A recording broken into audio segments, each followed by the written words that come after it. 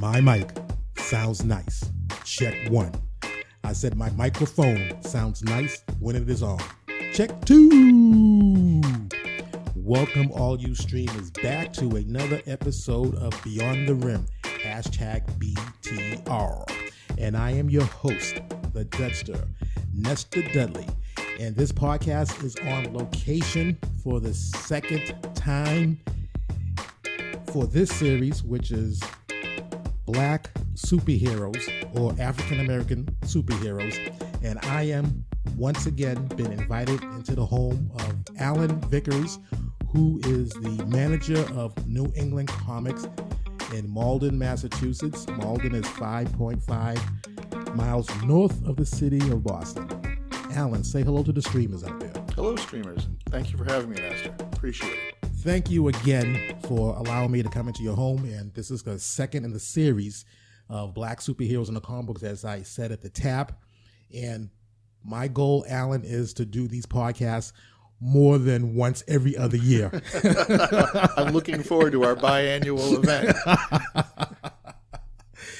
Our last podcast was Icon from the Milestone Comics, and that's available at btrmike.com or wherever you stream your podcast. That's Dudcast number 9. But today we are going to talk about Isaiah Bradley, aka known as the Black Captain America. But before we get into his story, and in the book Truth, Red, White, and Black. So before we get into that, we're going to talk about the writers and the artists of this. And Al, I'm going to let you take that. Okay. Well, thank you. Well, the book was written by a writer named Robert Morales, who unfortunately has passed away back 2013, I believe. Very accomplished writer. Worked on several books, including Captain America. He had been an editor at Heavy Metal, Reflex Magazine, Vibe, a serious background in music. And it was drawn by Kyle Baker, who had been in the business since, I believe, the mid-'80s, possibly the early '80s. Another African-American creator, known for his humorous books, Cowboy Wally's Show, Why I Hate Saturn, various projects for Walt Disney. And then along came this very serious project that he put his all into, and it really shows. It's some fabulous art. The two of them supposedly met while both were working at Reflex Magazine. They struck up a good friendship, and later, when Morales was pitched the idea from Marvel, we'd like you to do something with the idea, an inspiration of the Tuskegee syphilis experiments. What could you do for us? Initially, he found the idea odd. He didn't think there was a good fit for it. But eventually he worked out some details, thought about some various things, and realized how he could apply it to a very serious subject. Kyle Baker was brought into the mix, and the two of them sort of bounced ideas off of each other. Both being African-American creators, they were unfortunately too aware of the racism that ran rampant in the military and in the United States, during and post-World War II. They pitched the idea to Marvel. They kind of soft-pedaled it a little bit, afraid that it wouldn't be as well received if it was too serious a subject matter. And instead, Marvel, to their everlasting credit, said, no, throw some hard, fast balls at us, at our public. We don't want just another Captain America story. We want something new here, something for the 21st century. Give us what you got. So they turned up the volume, and word got out that this book was being worked on. And the public reaction was initially kind of opposed. Too many people were, they're going to ruin Captain America. They're going to do things to Captain America that aren't right. But Morales and Baker are fans. Besides being creators, they liked the character. They liked comic books as a medium, which is a terrific medium. So they stuck to their guns. Marvel stuck to their guns. They worked on the project for the better part of a year. It came out in 2004, I believe was its publication date. And the naysayers that were online changed their tones immediately. The book was a huge hit, wonderful success.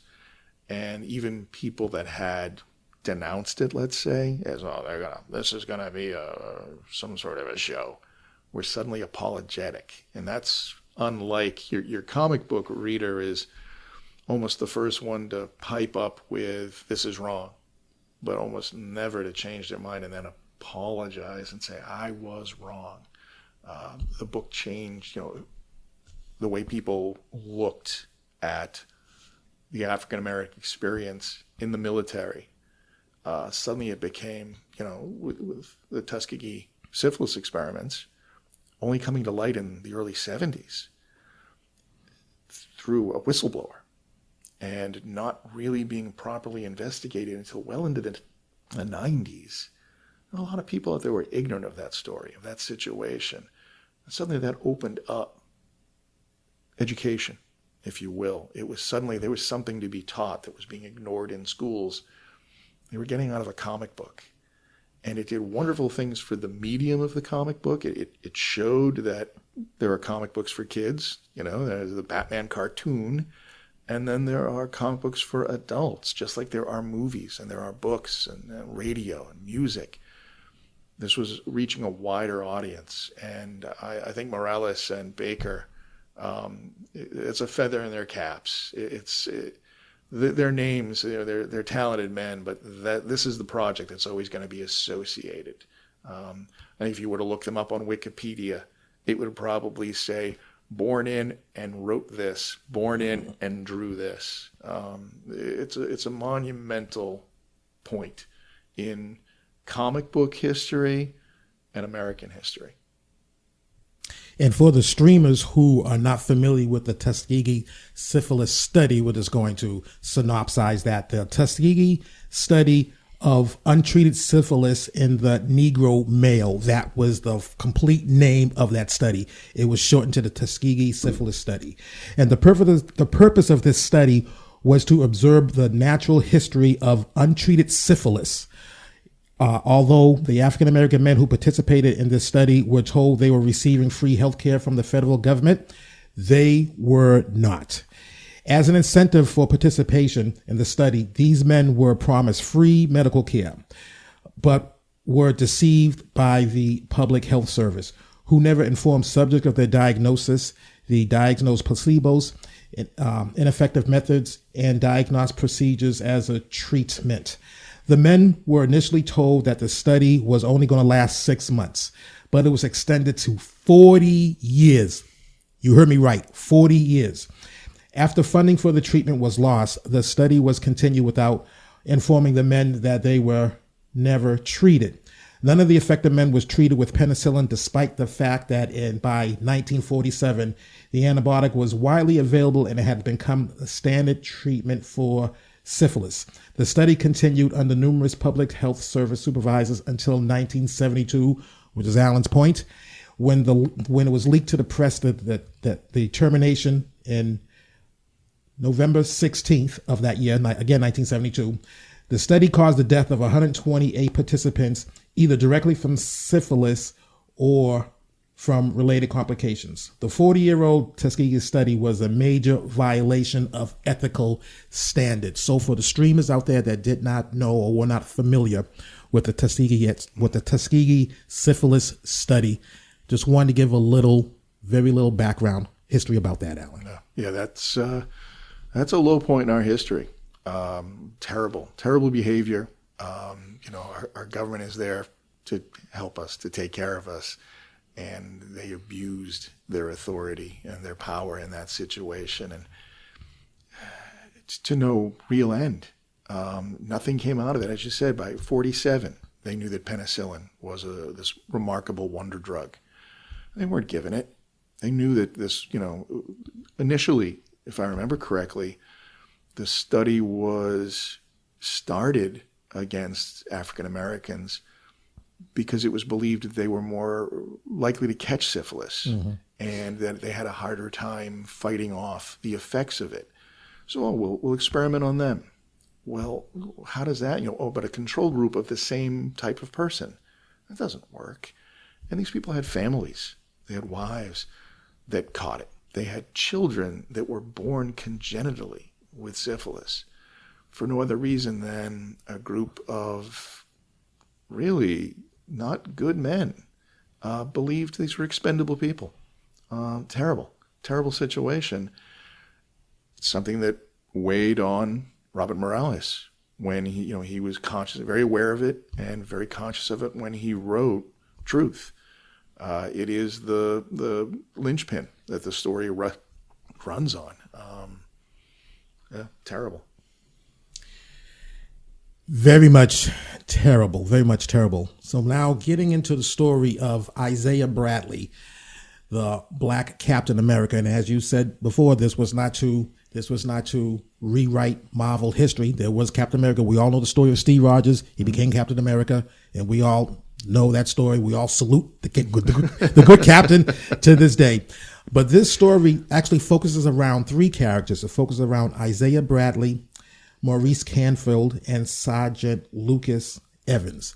And this is three black males that were in different phases of their life and in society. We had Isaiah Bradley, who was born and raised in New York City, basically a newlywed by the time he enlisted. A young, recently married man. In fact, if I recall correctly, I think it's in the second issue of the series. He's informed by his wife that she's given birth to their daughter. He's not even home for the birth of his first child. And then you have Sergeant Lucas Evans, a.k.a. Sarge. Yep, a career man. I believe fought in World War I. Yes. Yes. And then stayed in the service and has been through everything that can be heaped on a black man in the military. Raised and lowered in rank like a yo-yo and gotten used to it. He's a hard man. But he's a career man. Yeah. In the end, he likes the military. It's what he does. It's the structure in his life. He gets it. He's just been kind of, hardened by the time. And then Maurice Canfield, is a child of privilege, raised in an upper, middle class at the minimum. But when we first encounter him, he's being put in the military by a judge. He's standing before, a judge in a courtroom because he spoke out about the treatment of African Americans and civil rights. And how dare you do that? You've got a choice: go to prison or go into the military. He chooses the military. So we have three characters of different ages, different economic backgrounds, social structures, and if I remember correctly, Evans is from Chicago. I believe Evans is from Chicago. I might be wrong there, but urban. I think it's from Chicago. Maurice Canfield, definitely Philadelphia. And Bradley from New York. So we've got cities, but we have very radically different cities. We have different walks of life. And when the experiment begins in the book, when they become made a part of it, I think they started with something like 300 men. 300 men. And whittled it away down to those three. And you get the impression that some of it was, legitimately like, oh, that didn't work, this didn't work. And some of it was like, well, let's see what happens if we do this while we're here. What? These are human lives. These are human lives, but they were not treated as humans. Not at all. They were certainly treated as subhumans. And there was segregation in the United States, and there was segregation in the United States Army. Mm-hmm. So these are black men that have volunteered to protect their country. Yeah. But yet they were second-class citizens in the war. And before we continue on that point, I just want to add to Maurice Canfield. Now, Alan, in life, there isn't a lot of opportunity that you get a chance for a do-over. Yeah. Okay. Yeah. But fortunately, I have a chance for a do-over, and I'm just going to do this over right now. Our last podcast in this series of black superheroes, it was My Stone Icon, and we talked about the character Freeman IV, Augustus Freeman IV. Augustus Freeman IV. Freeman IV, and that he was a lawyer. He just kept on coming back as his own son because the terminus being had a long life, and he was found in the slavery days of the South, 1839, and then we had mentioned Reconstruction. Yeah. I glossed over Reconstruction, and the streamers let me hear about it. Nesta, we didn't know about Reconstruction. Why didn't you go into Reconstruction? So, Alan, I have an opportunity for a do-over. Yeah, let loose. I am going to theorize that Maurice Canfield, the reason why he was of privilege, his father was a doctor and stuff like that. And again, we're talking, the story takes place in 1940. Well, Reconstruction was a 12-year period in our history from 1865 to 1877, where it marked significant history changing in civil rights. Reconstruction ended the remnants of the Confederate succession and abolished slavery, making newly freed slave citizens with civil rights, ostensibly guaranteeing them by the constitutional amendments. So for 12 years, it was actually good to be black in America because America recognized the evils of slavery, and it was like made things equal opportunity for blacks as well. It was a 12-year period where blacks were given land, opportunities for higher education, good paying jobs at the time. Yeah.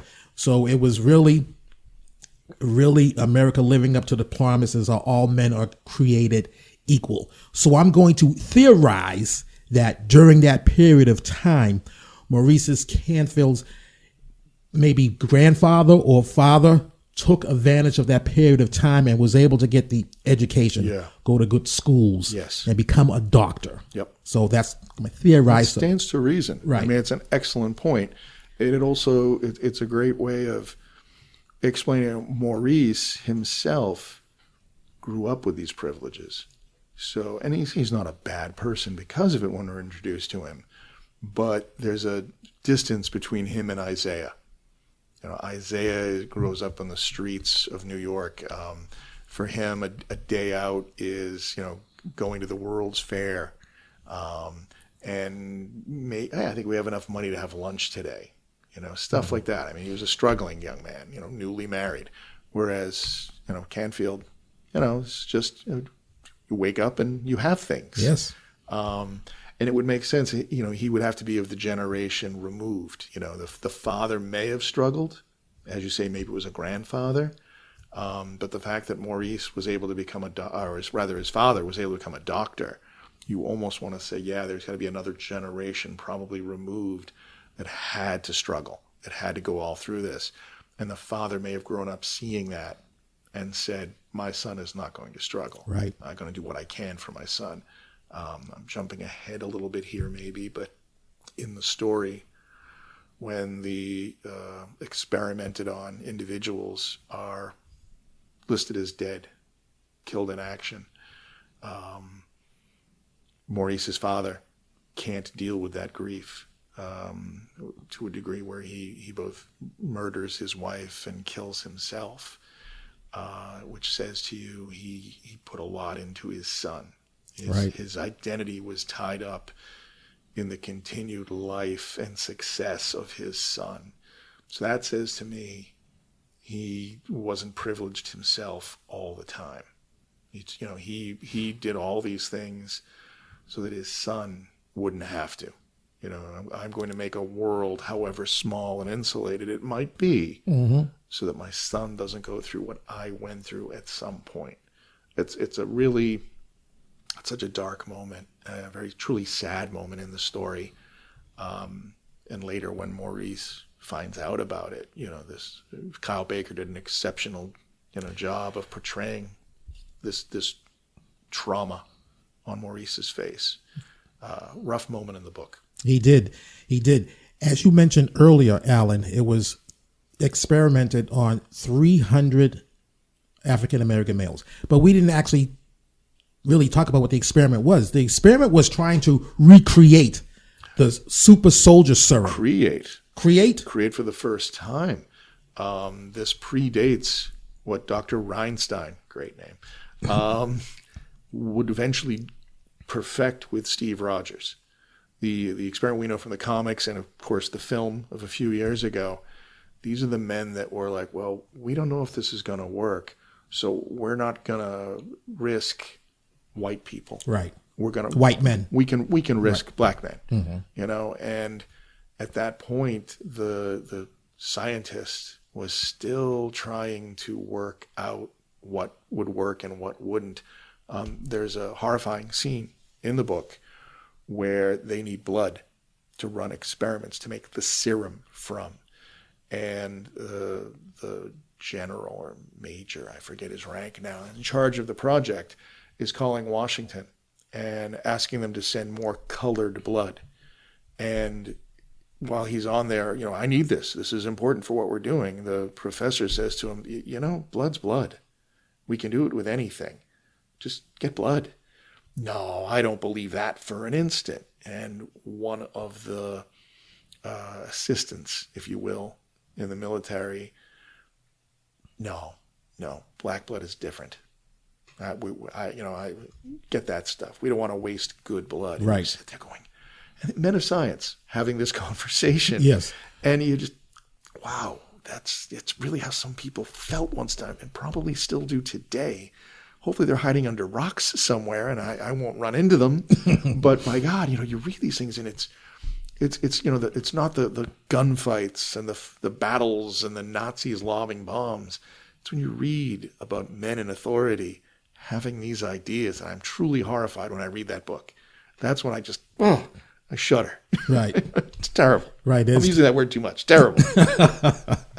Certainly is terrible. Yet that experiment for the super soldiers serum, and again, it was 300 African-American males. And what they did, they went to the platoon. I think they went into 2 platoons that round up African-American men. Yeah. So they got a total of 300. And what they did, Alan, they slaughtered the rest of them. Yeah, whichever wasn't when they got to the point they needed to be and the experiment was done. They were so paranoid, which just makes perfect sense. They would be paranoid personalities. They have everybody executed that they don't need anymore. Because again, who's going to miss them? Right. And then they told all the families that they all died in battle. They all died, they all died honorably in battle and all that. Yeah. There was one person that just wasn't going to accept just was not going to accept that. Wanted proof, wanted to see the body. It just didn't smell right. Yeah. And that was Mrs. Isaiah Bradley. Faith is no idiot. Yes, Faith. Was her maiden name Shabazz? Faith? That sounds correct. Faith Shabazz, yeah. Yep. Faith wasn't having it. Yeah. Faith wanted proof. Yeah. Yeah, she insisted on seeing it. And there is that wonderful line where she, goes back to the Pentagon and says, care to explain to me exactly what kind of bomb turned my husband into a white man? Because she had seen the corpse. And when you see the look of horror, you're thinking, it must be horrible, whatever is in this closed casket. But no, it's because suddenly she's hit with the beginnings of a conspiracy. She's not a fool. She's the smartest character in the book. Right. I adore her for that. She goes back to the military and says, this isn't my husband, and what are you trying to pull? And then they send another officer, a black officer, to speak with her. And her immediate reaction upon having this guy come up to her is going, what are you going to explain it to me in color? Mm-hmm. And she's like, I'm not a fool. And he to his credit, that character could quite possibly be legitimate. He explains to her that when a group of men are blown up in a battle, the military does what it can to recover what's left. And sometimes they just have to divvy it evenly so that survivors have closure. They're given something they can bury or cremate or what have you. And she, I don't want to use the word accepts that, but she understands that at an intellectual level, but she's just not buying it. I think her attitude was, that's plausible. Plausible, perfect That's word. Plausible, but I'm not accepting it. Yeah, there's more going on here. Faith never lost faith. Not at all. Not at all. She's a wonderful character, and the book could almost be said to be about her. As of, I think, page 2, we see her walking with her husband, and she's singing him. Mm-hmm. She's saying little comments, little asides that he sighs and rolls his eyes, and this woman's going to be trouble for the rest of my life, and he's looking forward to that being a long life, because she's a wonderful character. And then when we get to the middle of the series, and we're kind of time jumping, we're getting Captain America in the modern day, who has somehow gotten wind of these experiments and Isaiah and wants to know what happened and what's going on. He goes to the military, and they snow him. They just, right. Oh, yeah, and he knows it. So what does he do? He goes and finds Faith. And, may I talk to you? And she's refreshingly honest. She doesn't pull a punch when she talks to him. Great scenes. And then we go back and forth. We have flashbacks to Isaiah and Maurice and Evans before, they are sort of removed from the story. Mm-hmm. We see the adventures that Isaiah gets into, but they're all clarified by Faith. She catches the reader up to date. This is what happened at that point. This is where we're going.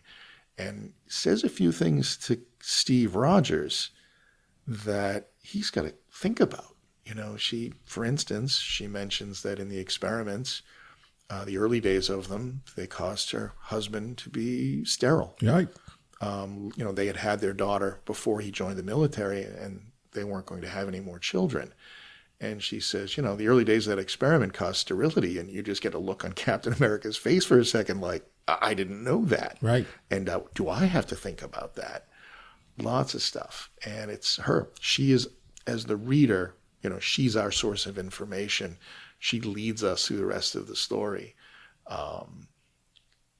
She's a delight. I wish we could see more of her in comics, but at the same time, I'm glad they've sort of put her away because I wouldn't want to see her cheapened. Too many sequels. Right. This isn't the book about Faith. This is the book that Faith makes me love. Right. So, maybe someday, but I kind of hope not. Isaiah Bradley would eventually become the lone survivor of that experiment, along with Canfield and Evans. It was the three, but then there was an argument or a fight between the three of them because Bradley was reading a comic book about the adventures of Captain America. Yeah. And he started to think, he was like, well, what's going on here? And Sarge wasn't having it because Sarge was that military man. Yeah.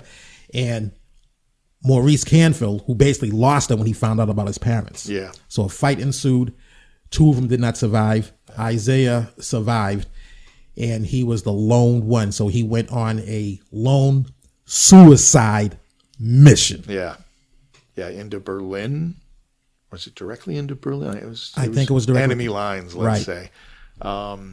He was paratrooped in there, dropped. And the Captain America movie did a wonderful showing him leaping out of a plane.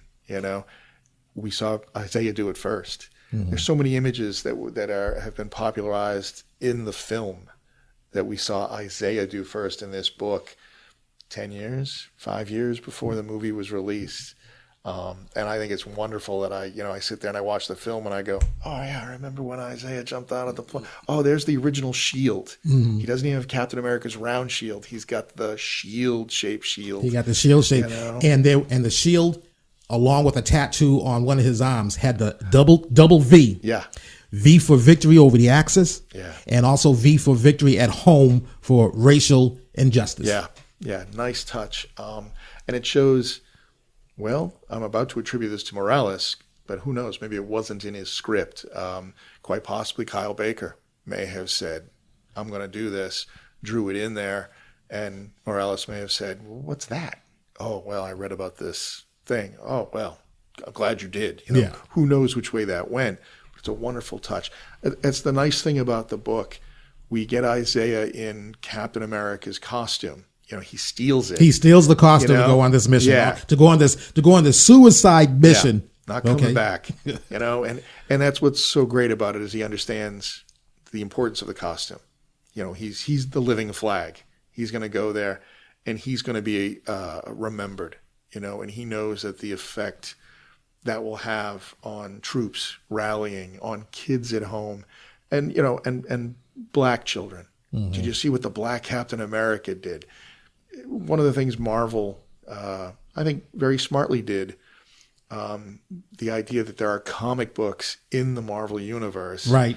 And there was and still is a Captain America book, because that's what he's about. He's in a red, white, and blue outfit. He's propaganda. So what do you get him out there? Captain America was under production as a comic book before we were actually at war. Pearl Harbor hadn't happened yet. The people at Marvel Comics knew this is inevitable. And a lot of them were Jewish. Mm-hmm. So they had family still in Europe. Very similar to the Black Vine that is mentioned in Truth, where black soldiers and black citizens knew things that other people didn't because they had people everywhere. Mm-hmm. There was somebody, I got a guy who works in this building. I got a guy that is married to this person, and she told him and he told him. A lot of American Jews during the 30s and 40s knew what was happening in Europe because they had family over there. So when things got really bad, they were putting it into movies, comic books, radio shows. It was out there before, while we were as a people, as a government, saying, no, we're not going to go to war. This will be fine. Don't worry, we'll work it out. A lot of the Jewish creators were going, yes, this guy's crazy. Have you listened to him? We're not going to get over this. So I think it's the very first issue of Captain America. He's punching Hitler. He's out and out punching a national leader. Right. Because we knew this, we were going to be angry at this guy. And that was on the cover, right? On the cover. On the cover, yes. On the cover. And, after that, I want to say, I think the first issue of Captain America came out, and I'm really reaching into my creaky old memory here, but I think within weeks of Pearl Harbor. Mm-hmm. I think it dropped on the stand, and people looked at it and said, well, it's not like we're at war. And then suddenly we were. And I was part of the success of Captain America was people said, as soon as people were afraid, they heard that radio news broadcast of what had happened at Pearl Harbor, much like, you and I probably went through with 9/11. Exactly. It's the same sort of emotional impact. You don't know what's going on. You're hearing conflicting stories, or you're not getting the whole thing, but something horrible has just happened. I mean, America's under attack. It's right. This stuff does not happen in America. Right. Foreign powers do not attack America. And we're not part of Europe. We are on the other side of the Atlantic Ocean or the Pacific, depending on what side you come. We are isolated is not the right word, but we got a moat around the castle that divides the planet. Yes. We don't really have to worry about stuff like that. Yeah, my mother, in a conversation with her recently, talked about being a child growing up in Quincy near the shipyards during World War II. And every time you heard a plane, she was afraid it was somebody come to bomb the shipyards, under the bed, that kind of thing. You and I, we never experienced anything like that until 9/11. And I think a lot of people that were terrified by Pearl Harbor went to the newsstand, looked at the papers, and then next to the newspapers, there's this kid's book showing a guy beating the shit out of Hitler. Yeah. And it was like, wow, what is that? And that character took off. You think about all the other characters of the time, the Patriot and the Shield and all those. They come, they go, they come, they go. As somebody remembers, they own them. And when we better put a book out if we want to keep the copyright. Captain America just kept going. Right. Because it was the first, it was perfect. And I find what's interesting about Isaiah Bradley, he's registering at those same levels, but they're not going to talk about him. It's, you're not going to get the costume. We don't need you anymore. We figured out how to do you, And now we're going to do it to the guy that looks like the Aryan ideal over here, except he only weighs 98 pounds, whatever it was. Him, we're going to give the shield and the flag outfit and the whole bit. You go back to your room. Right. And no, he didn't join the military to be a guinea pig. He, joined up, fight for his country, his country. And now his wife and his daughter. I may not be coming back from this, but they're going to be safe. And over he goes. And, what was it, 2004, if I'm remembering correctly, when the book came out. So it's almost like when Captain America finds out about it, the world finds out about it. And it's such a loss. Right. Wow. Can you imagine what it would have been like to find out that a black man had single-handedly tried to go over there and punch Hitler, in early 41, you know, what a great story that was kept from the world. Exactly. I'm going to use the word terrible again. Yeah. That suicide mission, Alan, his mission was to go in because the Nazis was trying to create their own super soldier serum to give to their soldiers. So he went in there and just basically tore down the place, and there were hostages there and all this stuff. I mean, basically a one-man gang just ripped through it. I mean, he was you want to talk about somebody who was badass? Yeah. He was badass. The only thing that took them down was when they had like an acid, I think it was like an acid shower, acid poisons. Yeah, he wasn't prepared for chemical. Right. Something that honestly was so bad during World War One that countries forswore ever doing something like that. It wasn't until we had the Nazis during World War II that they, nations started using things like, Zyklon gas and horrible things. He was prepared for a traditional fight. That's how he thought. It's how he was trained. Mm-hmm. Although it's interesting to point out that Sarge, who became a part of the experiment, was initially there to prepare them for any eventuality, and said, "You got to think about it. Stuff's going to happen. You've got to think about it ahead." And there was a time he had them climbing through cow manure to get to wherever, the other side of a field for their training. And they were like, "Why would you do that to us?" And he's like, "Because you've got to be prepared for anything. You feel awful now, don't you? Yeah. Imagine if you had to do that and then fight." And that was, Isaiah, was, maybe. And then he goes overseas and he goes on his suicide mission. He has to, which is never said in the book, but longtime fans know would have been the creation of the Red Skull. Mm-hmm. The Red Skull was originally more of a propaganda character, but over time, retcons like Truth that were done, elements added to the story, was the Red Skull was the first attempt by Nazis to create a Captain America before there was a Captain America. And Isaiah had to stop that. And he goes over there and he's a top soldier, a terrific soldier, but he's just a little underprepared, not ready for that weird acid shower. Mm-hmm. They get him, and it debilitates him. It doesn't just, he's not beaten up by another man. He's choking to death. He's feeling sick. He's nauseous. He's physically harmed by it. And it allows a greater physical force of soldiers to overpower him. Right. He doesn't go down without a fight. Right. It's an action flick scene too. And I got to give Morales his credit there. That's right out of a script of an excellent action flick. And Baker did a fantastic job of choreographing the fights. Now, this is a guy whose background in comics, he grew up loving old cartoons. He wanted to do comic strips and cartoons, and he did those. He did funny books, but here he is illustrating a wonderful battle scene. I mean, when your chest swells and you square your shoulders when you watch Isaiah fighting Nazis, because this is right out of Indiana Jones. This is terrific. I mean, he's a true hero. He's the funny thing is, for years everybody would say the blue-eyed, lantern-jawed hero that would play Tarzan or something. And Isaiah, he's a black man. He is not what Hollywood Right. used to push. But damn, if he wasn't a better hero than all of them put together, you know? It's an amazing, great issue. And the fact that it ends with him being taken down, beaten, and beaten. I should use that word too. They don't say, oh, you know, well fought, you know, Captain America, and then, you know, chain him and, you know, give him a good meal. They beat him up. Yeah. You know, he's not tortured. He's abused. He's horribly abused. You know, the way angry men in war treat the guy that just kicked the hell out of them.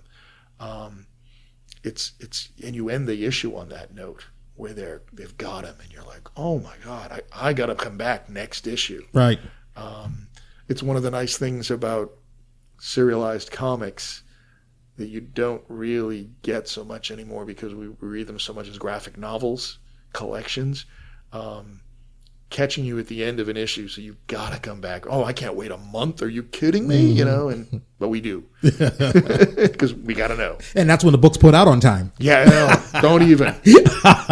Don't get me going on that. That's a whole nother podcast. Next issue, he's captured and he's brought in front of El Fuhrer himself, Hitler, and Hitler offers him an opportunity. El Fuhrer. Can you mix two languages like that? Yeah. El Fuhrer. Hitler offers him an opportunity to betray his country and fight on the side of the Axis. Yeah. And Isaiah wasn't having any problem. You know, he wasn't having any of that. And if you remember, do you remember what he said? No. He said his wife would kill him if he right. Again, we bring her back to faith. Back to faith. I mean, she is the middle of this story, you know? And it's funny, you know, I remember when I read the scene when Hitler says to him, we can use you, you know, you're there. We'll take care of you. Think back to the look on Hitler's face when Jesse Owens accepted that gold medal at the Olympics. Right. Hitler didn't mean it. Hitler didn't mean it whatsoever. He did not mean it whatsoever. And I'm sure that Isaiah remembers that because Hitler was trying to play on what was going on in the United States. Yes. Saying that you guys are seen as a second-class citizen and all that. You know, you're probably not being treated right in the army. So what, you know, let Germany, you know, embrace Germany. Yeah. Fight on our side and stuff. And Isaiah's no dummy because the whole world knows Hitler's plan about the Aryan race and all this stuff, the blonde hair and blue eyes. So he wasn't buying that. Yeah. And Hitler wasn't even sincere with that anyway, because what they were going to do is just dissect them and try to reverse engineer that formula so he can finally create his master race of formulas of soldiers rather. Yeah, no, that's it exactly. One of the things horrible at the time was the United States had, in the 30s, 20s, I believe, investigated the idea of eugenics, the idea that we could breed a better race of people. And part of that involved hospitals making checklists of, well, no, this kid has a learning disability, and this kid was born this way, and this kid was born that way. And as we all know, you know, the whites are the better race, so let's, you know, if we got to get rid of of course, when the general public became aware of it, it was, no, we're not going to embrace that. We're not going to do that. But Nazi Germany looked at those old records, if you will, and said, what a great idea.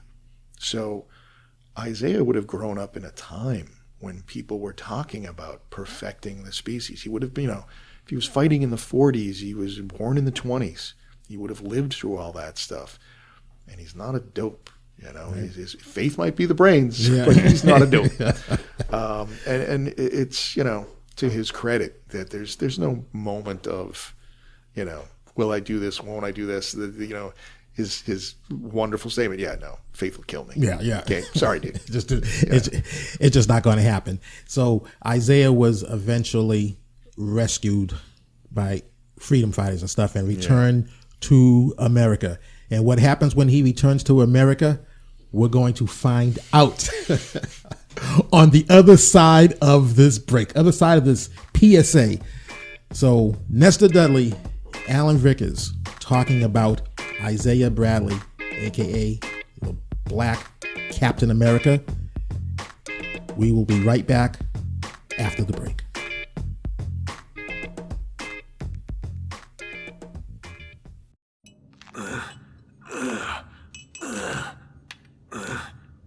Pardon me, Batman, but we're rolling. What's second.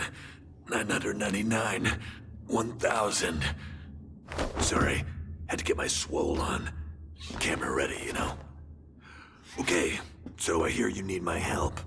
Something about a dude named COVID? Actually, we're here to discuss the novel coronavirus, also known as COVID-19. Lame nickname, but show me where he is and I will bat-ter him. Bat pun intended. I'm afraid you can't beat this up. Wrong. It's invisible. You're invisible. Look, it's not a person, it's a virus.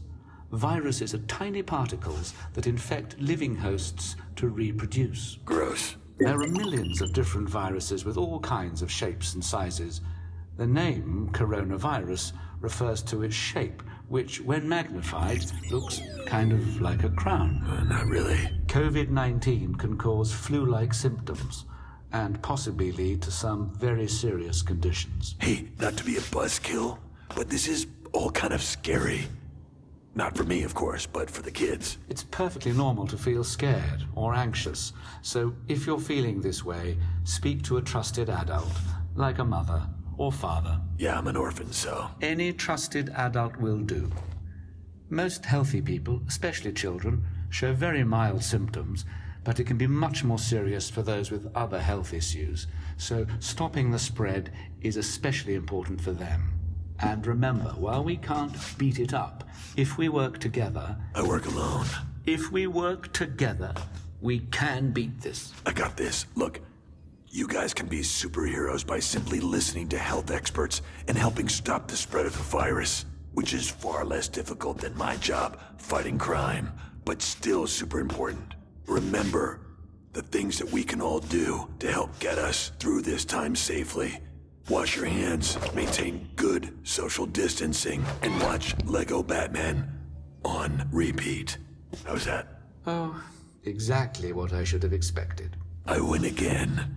Nestor Dudley, Alan Vickers, back after that message, after that PSA from Lego Batman. Now, Alan, I know that is a different universe, and you know me, you know I prefer the DC universe. Yes, you are a Batman man. Lego Batman. Lego Batman's fun. Lego Batman is there's no wrong Batman. You know, I grew up with Adam West. That was, and so did I. You know, my first Batman. Yeah. Is it the Batman? Well, hell no. You know, I love the Dark Knight stuff of the late '60s, early '70s. The Frank Miller stuff of the '80s. Not the biggest fan of the crazy Batman that stays up all night of the '90s. But there's some good stuff in there. And Lego Batman is just another beautiful facet. And Will Arnett's just a funny guy. So I'm so glad that took off for him, because he does a great job. Does a great job for everybody. I love anything where a dad and a kid can sit there and watch Bullwinkle or The Simpsons or anything, and dad can laugh. And then the kid can go, why is Dad laughing at that? I don't understand what he just said. Oh, you will when you're older. Mm-hmm. And as those Batman Lego things, they're like that. They're wonderful. So before the break, Alan, Isaiah Bradley was rescued by freedom fighters. Yes, he was. Returned back to the United States of America. And how was he greeted? Let the streamers know. Oh, he was told he was going to prison for life. And why is that? He stole Captain America's costume. So let that sink in, streamers. Suicide mission. World War II, WWII, as Fred G. Sanford would say, the big one. Captured, a prisoner of war, brought back home. Mistreated. Before he's brought back home. And brought back home through every, back alley, every, hidden in a tramp steamer kind of thing. It wasn't like, he was brought back in a parade. It was quick, climb in this box. We're going to put a bag on you. We're going to hide you and get you back.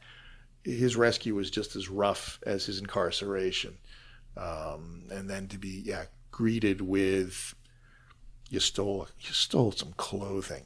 Come on, this is right out of Crime and Punishment. Right. This is just wrong. But it's a further example of the You're our dirty little secret, and this is the legalese we're going to use to keep you hidden. And he's sent off to Leavenworth. They actually make a point of saying he's in Leavenworth for Life. You have received life, and he was there for 17 years. 17. I was going to say, that was a couple of decades. Yeah. 17 years. And who got him out? Faith. Faith kept on writing President Eisenhower monthly. Yeah. Monthly kept a on. letter every month. Right. And Isaiah was released on President Kennedy's inauguration day. Yeah. It was 17 years. Eisenhower's, the president's pardons. Yes. They made a point of saying it was that inauguration day that he was let loose. Good for Ike. I mean, wow, that had to be done. But Faith, as I believe there's a line in the comic, she never lost faith. Never lost faith.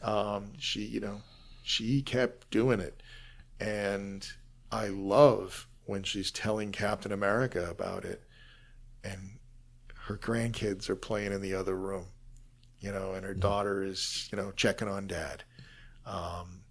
It's such a warm, loving household, and everybody's interacting and talking and sharing and having fun. And there's this guy dressed like a flag sitting there having tea, coffee, whatever it was. It's just a wonderful image.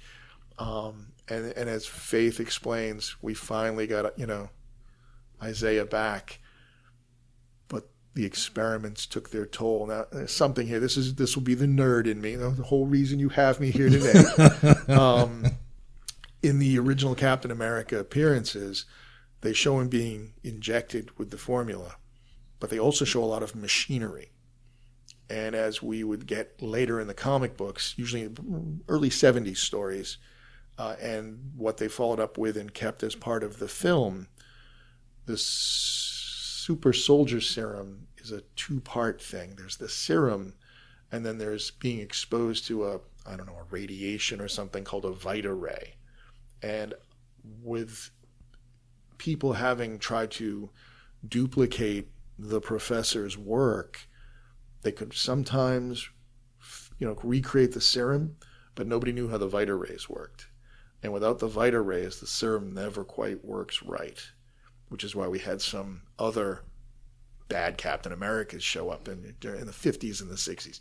It was Marvel's way of explaining why, even though the comic continued into the 50s, Steve Rogers was somehow frozen in ice in 45, right, and didn't come back until I think it was 65, maybe, Avengers #4.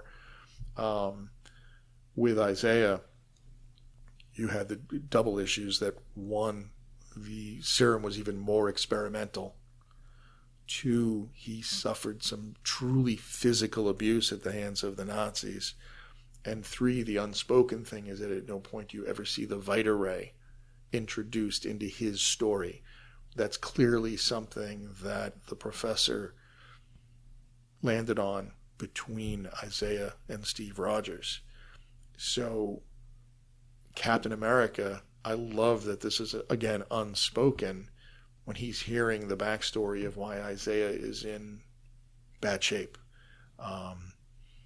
He's got to wonder if this is a potential future for him. Mm-hmm.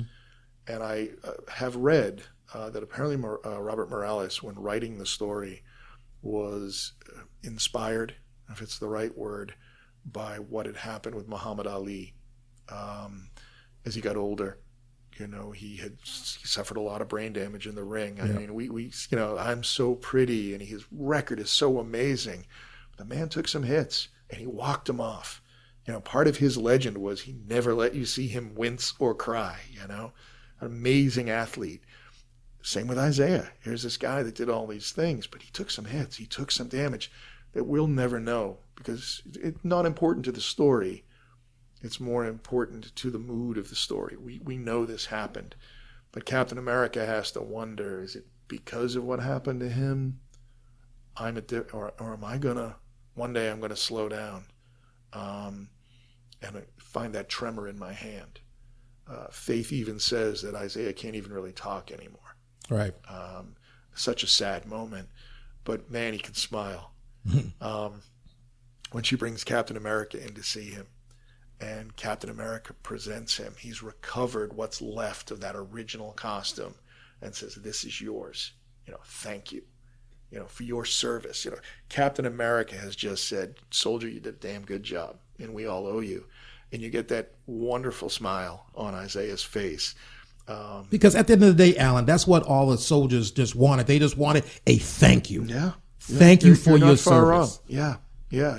It's wind them up and tell them to do something. And then when you're done with them, go, "Oh, are you still here?" Well, I can't believe that, that kind of behavior. And, not only, Isaiah, to Faith's credit, he got her home and his wife said, "I love you. And here's your daughter." And years later, I got to say, "These are your grandchildren. You survived. Not only did you do good, but you made it. You're here." And there's that wonderful bit you find out she's a teacher now. And she she shows up. In fact, when Captain America first meets her, she's Muslim and she's wearing a burqa. And I think that's so fascinating too, is that we talked earlier about Maurice and Sarge and Isaiah being from different backgrounds, different walks of life, and the whole bit. And here we are seeing the Muslim religion being portrayed, but not belabored. Mm-hmm. You and I pass Muslims every day in the street. They don't stop to hi, by the way, I'm a Muslim. Right. Oh, well, tell me more, or I'm gay. Oh, tell me more about that. No, they're just people. We pass them, we get on with our lives, they get on with theirs. And it's wonderful. She just happens to be in a burqa when Captain America meets her. She doesn't go off about it. She doesn't talk about it. There's no lecture to you and I, the reader. Oh, look, a different religion, something that is never, well, now in comics, they're very much, more diversified than ever. Back then, again, this book did so much. It portrayed something that a lot of people just didn't see. In comics, it was, you couldn't have Jewish people. To this day, I insist that Peter Parker is meant to be Jewish, I mean, it's such a, the background is just like, just shy of saying it. Right. And just a few years ago, The Thing and the Fantastic Four finally portrayed. Right. Jack Kirby was Jewish. Stan Lee was Jewish. Come on. They wrote what they knew. They drew what they knew. Mm-hmm. And it's wonderful to see that, Faith just shows up in that burqa without any getting up on a soapbox and having to lecture about another religion. Captain America just talks to her about her husband. That's what they're there for. And I love she makes a comment about, she's talking to him, she's wearing the burqa, and she's, "I'm sorry, I usually take this off as soon as I get in the house." And she takes it off, and we still see at 70 or whatever, she's still beautiful. Yeah. She's got that cloud of silver hair around the face that is still so just lovely. It's a wonderful moment. And then she mentions that one of the reasons she wears the burqa is it desexualizes her identity when she's talking to her students. The fact that she's a woman doesn't enter into what she's talking to them about. Mm-hmm. So when she teaches them, it's the subject matter, right, and how good she is at being a communicator, not a woman. Great moment. Again, Morales and Baker doing something so subtle. I didn't read these words in the story that, she communicates, she's a great teacher, but after a panel, I know it. Mm-hmm. Wonderful, wonderful, wonderful bit. I didn't use the word terrible. Awesome. I used the word wonderful. See how this book treats you? You go into the darkest places, and by the time you're getting to the end, it's lightning. It's enlightening even. And I love that final bit when Captain America is, eye to eye, face to face with the man that did it before him. And they're standing in front of that wall of everybody that Isaiah's ever met. And you realize this guy, wow, he's this is the life. He knows, he's firsthand, he's met President Obama.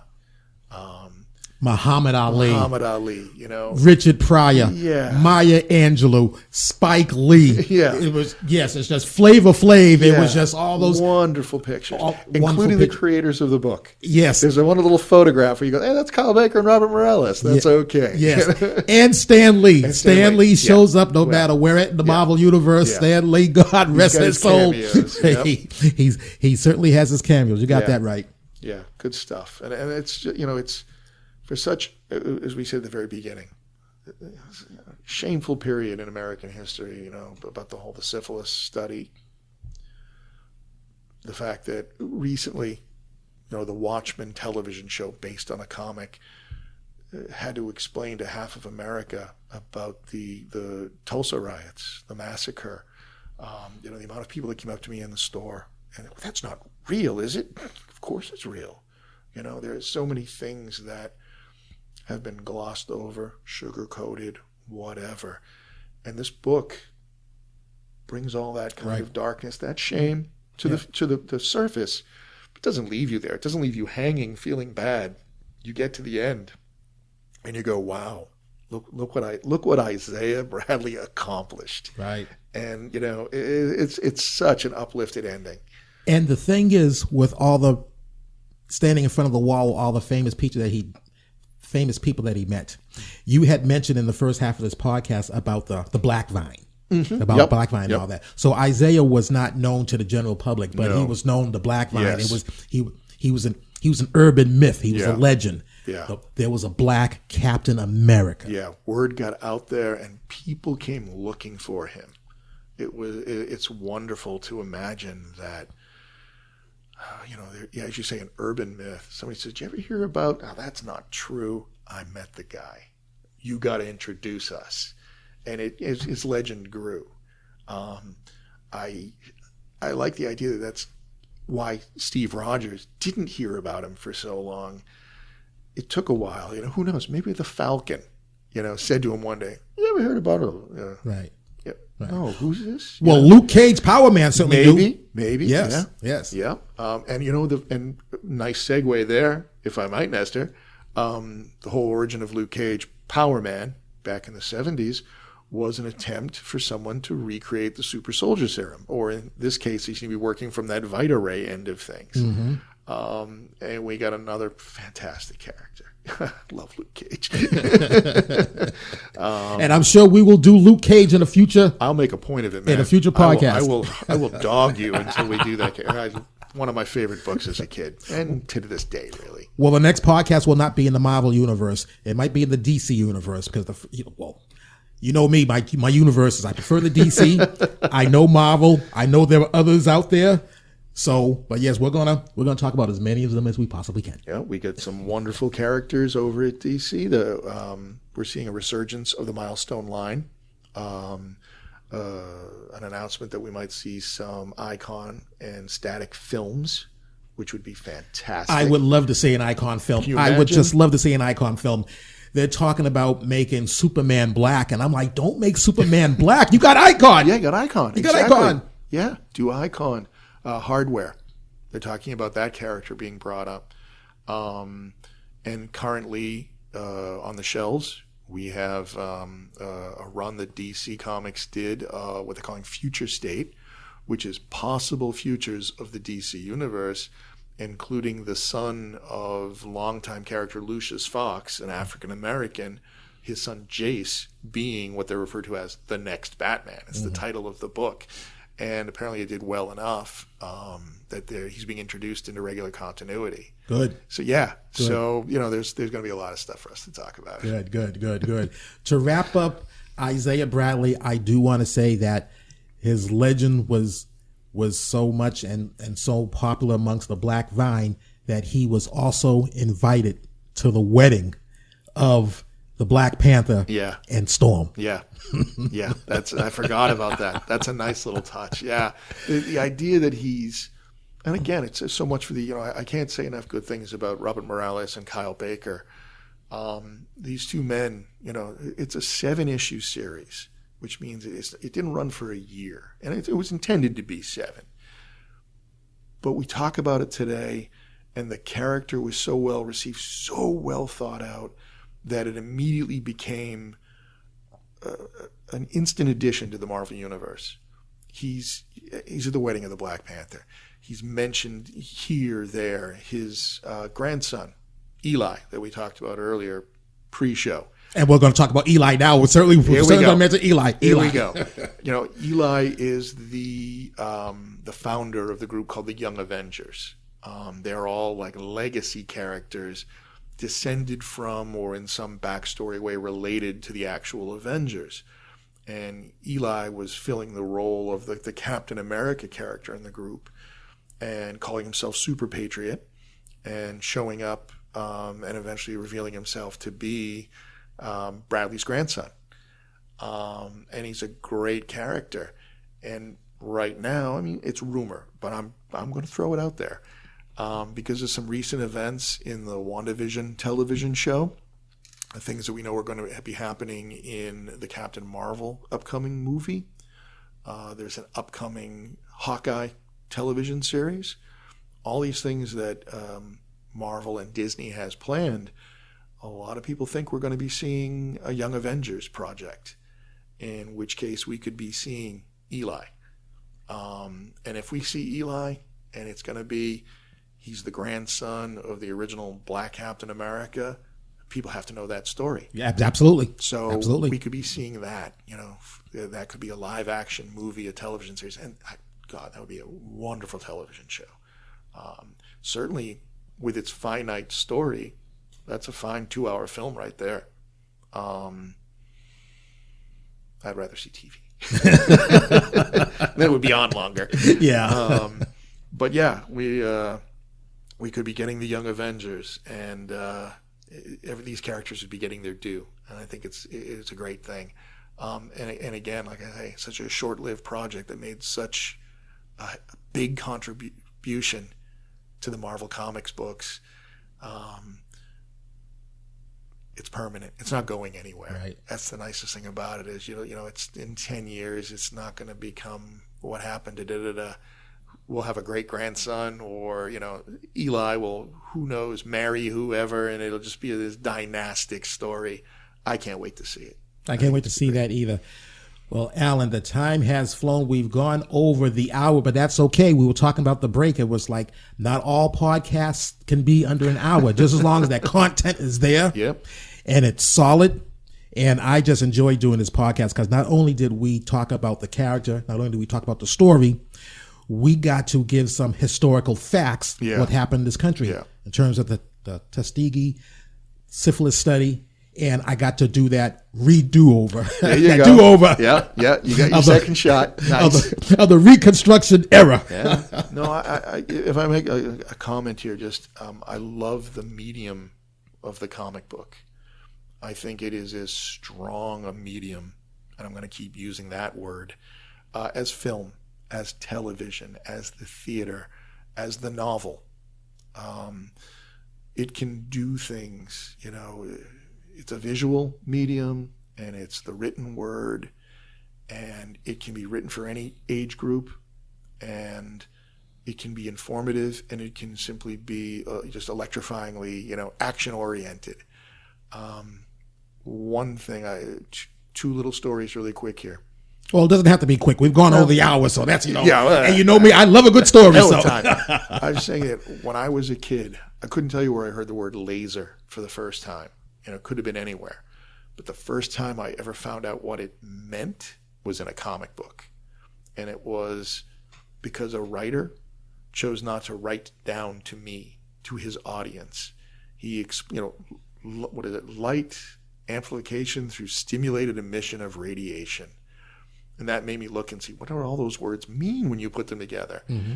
And reading a comic, you would find out so many things. You find out about history, the sides that people don't want you to know, or you find out about science, or you find out about anything, really.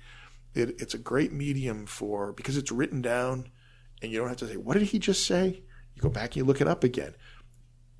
Wonderful medium. Second thing I just want to mention, I used to work with a guy decades ago, and he was from Saudi Arabia. moved to this country with his mother and brother, very young age, 5 or 6 years of age.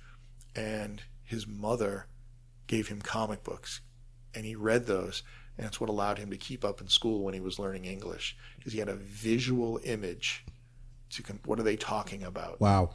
And he could go back, he could turn a page back, and say, oh, it means this. And because it was fun, it taught him how to read. And I'm going to just sound pompous for a second here.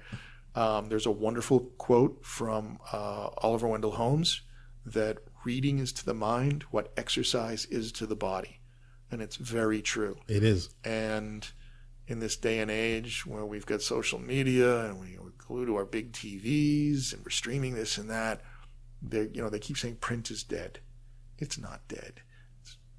It's out there. Find it. Mm-hmm. And comic books are so much fun. There's so much there. They're humorous. They are chilling. They are informative.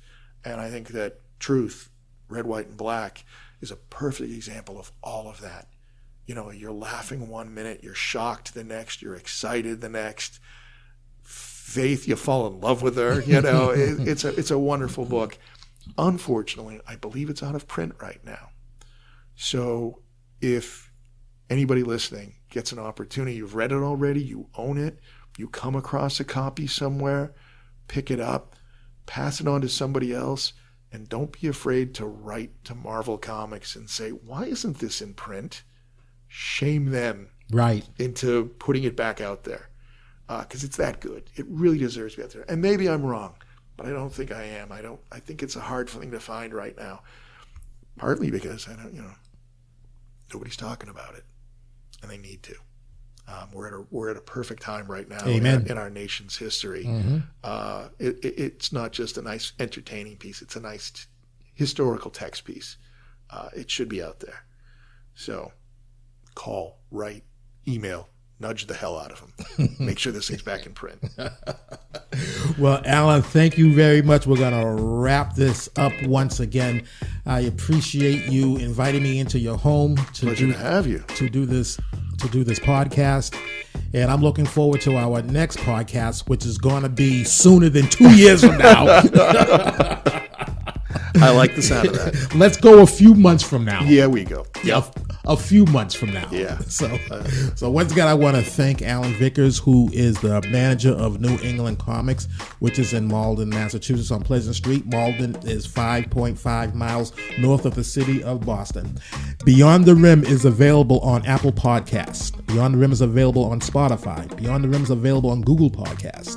Beyond the Rim is available on Stitcher. Beyond the Rim is available on Amazon Music. Beyond the Rim is available on Podbay. Beyond the Rim is available on TuneIn Radio. Beyond the Rim is available on iHeartRadio. Beyond the Rim is available on YouTube or wherever you stream your podcasts. Visit our website at btrmic.com. That's btrmic.com, where you can stream past episodes and discover additional podcast platforms where Beyond the Rim is available. #follow, #stream, #retweet, Twitter handle @NestorDudley. Until next time, streamers, buenas noches. Hooches cooches. I came in peace. I leave with love. This is for the red, the black, and the green. Living cool, living calm, living clean. I'm out.